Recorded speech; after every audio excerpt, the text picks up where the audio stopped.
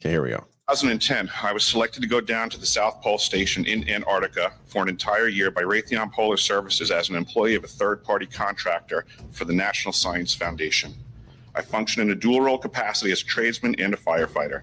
My responsibilities required me to be more informed than most of my crew and offered me complete access to the facilities. What I learned from this unique experience needs to be shared with the entire world. The technology at the South Pole Station certainly can do what it is presented as its primary purposes, and unfortunately, much more. The IceCube neutrino detector is presented as a passive listening device for the purposes of the science as presented, but I'm going to skip right through the chase, folks. I have provided documentation that proves that the 5,160, what they call DOMs, that are embedded in the ice can actually transmit at 2,047 volts each. That gives us a long list of things to consider. It is effectively a multifaceted directed energy weapons platform that I will list rapidly a few things that it can do. Vehicle detection. We're learning that these off-world craft, on-world craft, ours or other nations, are also emitting neutrinos. So this makes the South Pole Station effectively an air traffic control station for this new level of equipment that nobody's discussing. In addition to the ability to detect neutrinos and the exotic vehicles, I have provided documentation that shows that this is also a system for faster than light communications.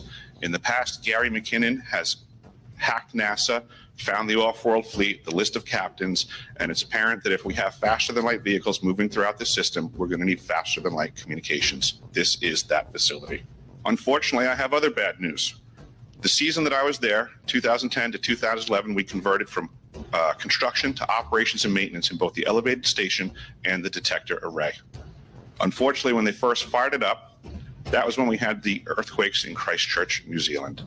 There's 2 incidental shots before they were able to target it correctly. This is an earthquake generating device as well. This is the weapons of war that we have to deal with now and what Raytheon's hiding. There's an ELF system at the South Pole Station that when I arrived, I was told it was off, dismantled, and completely defunct. In my work, I will rapidly just tell you, I had to figure out the circuitry for certain other repairs, and I found that this system is in fact completely energized, up and running, and being utilized with the other systems for nefarious purposes as well. The Atmospheric Research Observatory is in what we call the clean air sector. I witnessed myself a very powerful green laser shooting out of the top of this facility into the cosmos. This, I believe, is a secondary form of long-range communications and or a defense system. A question of power comes into play for all of these facilities that are present.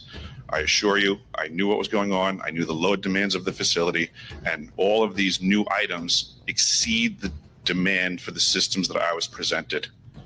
I'm doing due diligence and research. I believe there is either a secondary power supply there that is either nuclear, that was there prior to the start of the Antarctic Treaty, which prohibits such things, and or that there is some sort of exotic power supply system there that just is not in the verbiage of the treaty, so it negates the responsibility to the parties involved.